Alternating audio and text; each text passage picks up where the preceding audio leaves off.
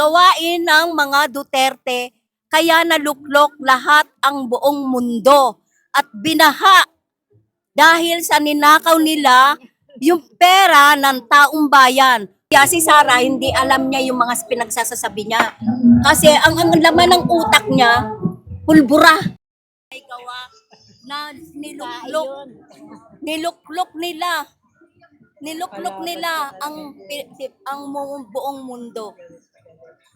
Kuya. Ay, hawakan mo lang. Ano mo yun, para mga lakas mo. Sabay ko na lang, kuya. Ba't ako lang nagsasalita, kuya? Tulungan niyo ako. Okay lang. Ibig sabihin po, hindi kayo naniniwala doon na sinasabi nila na si daw mastermind. Hindi ako naniniwala. Bago si BBM, mga gab sila, kuya.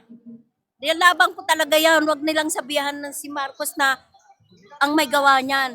Lalaban ko yan. Lalo na yung vlogger ng Didilis. Yung vlogger ng Didilis, si Bay. Banat Bay. Walang iya ka, Banat Bay, ah! Oras na magsalita ka kay BBM ng masama.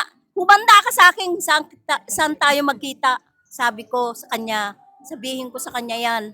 Huwag niyang iluklok si dahil gawain ng mga Duterte, kaya naluklok lahat ang buong mundo at binaha dahil sa ninakaw nila yung pera ng taong bayan. Kung hindi binuksan ni BBM yan, hindi malalaman ng taong bayan na lahat ng pera ninakaw nila, kuya.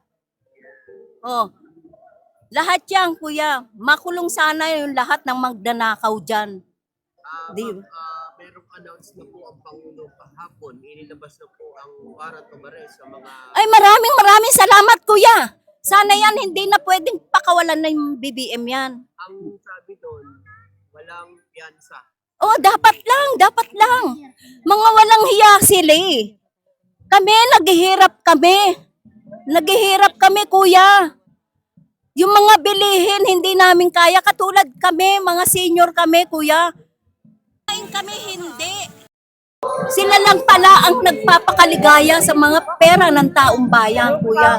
Lahat ng bilihin mataas. Hindi si Marcos ang may gawa niyan. Dati pa yan. Kay Duterte pa yan, mataas na ang bilihin ng kuya. Hindi gawa ni Marcos yan. Gawa yan ng mga Duterte dahil ninakaw nila. Basta si Duterte dapat makulong. Hindi na makawala sa ICC. So, ibig sabihin ito, mabigyan ng interim release. Ay hindi. Bakit? Magre-release siya. Gagawa lang ng kagaguhan dito yan, kuya. Baka kami pa ang pumatay kay Mas special si Duterte. Pati si Sara, kuya. Galit ako dyan. Nakakahiya.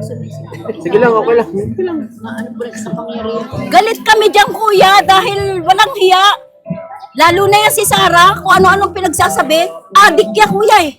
Adik. Binabaliktad niya. Binabaliktad niya si Marcos na adik siya. Pupuntahan ko talaga yung mamaya, kuya. Si Sara. Nangyayari eh. Ako yun eh. Ano naman po ang masasabi niya doon sa naging payag ng kapatid ni PBBM? Kuya, sana itong marinig sana ni Sara. Para harapin ako. Lulublob ko yan, kuya. Talaga, nanggigigil ako dyan eh. So, Sa tuwing i-interviewin siya, kuya, sisiraan niya si Marcos. Sisiraan niya. Tapos, wala siyang impeach na sasabihin na na iba, kundi paninira kay Marcos. Walang hiya yan ah. Di ba dapat bilang pangalawang Pangulo? Dapat magtrabaho siya. Hindi, taong bayan ang nagpapasweldo sa kanila. Hindi yung gobyerno. Yes. Di ba, kuya? Tama yan? Taong bayan tayo ang magpapasweldo sa mga walang hiyang Duterte na yan. Ngayon pala hinanakaw yung pera natin, kuya.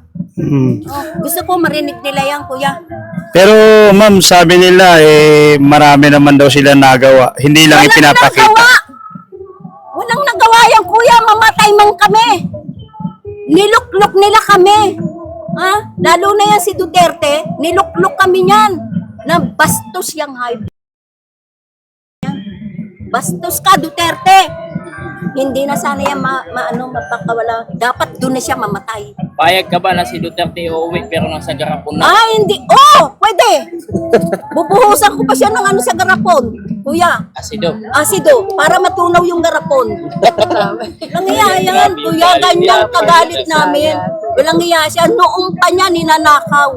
Sila ang yumayaman ng lahat ng Duterte. Sabi, simple lang Tingnan daw mo yung ang... Davao, kuya. Yung Sabi, lugar- simple lang daw ang buhay ni Duterte. Hindi, kuya. Kunyari lang yan. Noong pa yan. Hindi ko naman binoto yan eh, kuya. Maging presidente. Sabi Si natin Marcos. na mayroon siyang kapatid, si President Marcos ngayon, na parang kumakampi kay Sara. Ano masasabi natin kay Ay, hayop Senador yan. Hayop yan, baba na yan.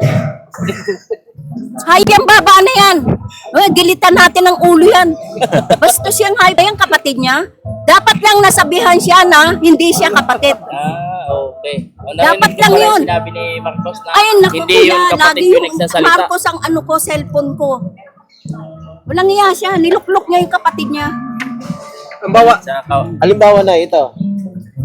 Payag ka ba na ma-extend si BBM? Ay, kahit wala ng butuhan. Wala nang butuan, no? Si BBM pa rin. Ayan ang gusto ko. Sana maging second president yung anak niya, si Sandro. Ibig sabihin po, nakikita nyo talaga ang nagagawa ng Noong pa ating yan, yung presidente. tatay nila, Marcos talaga kami. Awa. Kahit tanong mo sa kanila, Marcos talaga kami. Sir, hindi kami nag-iibang ano. Iba Kulay. Oo. Hindi nag-iibang kulay. Hindi, yan pa rin. Nung sinabi ni Sara na pahuhukayin niya, galit na galit kami, sir. Ano mo Siya doon? ang huhukayin namin pag nakita namin siya. Iluluklok namin siya sa ano, buhangin o ano, lupa. Pero mo itatapon niya daw sa West Philippines. Sira nga eh, kuya eh. Adik kasi siya eh. Hindi niya alam, kuya, si Sara, hindi alam niya yung mga pinagsasasabi niya. Kasi ang laman ng utak niya, pulbura. Nako. Pulbura ang laman ng utak niya. Ay, yung mga sinasabi niya, kuya, yung paninira yan, lumalabas na lang yan sa utot niya. Ma'am, Walang iyayang, kuya. ma'am, ano naman yung masasabi nyo?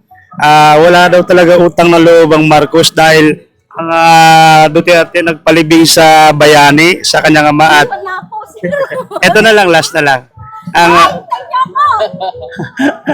Marcos daw ang Duterte daw ang nagpalibing sa Marcos Ay, Senior. Hindi. Hindi, ay ganito, wala daw utang na loob kasi Duterte ang nagpalibing sa kay Marcos Senior at ang anak naman ay nagpakulong sa Duterte. Ay, hindi. Kaya walang utang na loob daw. Sila ang walang utang na loob. Kuya, iniwala ako.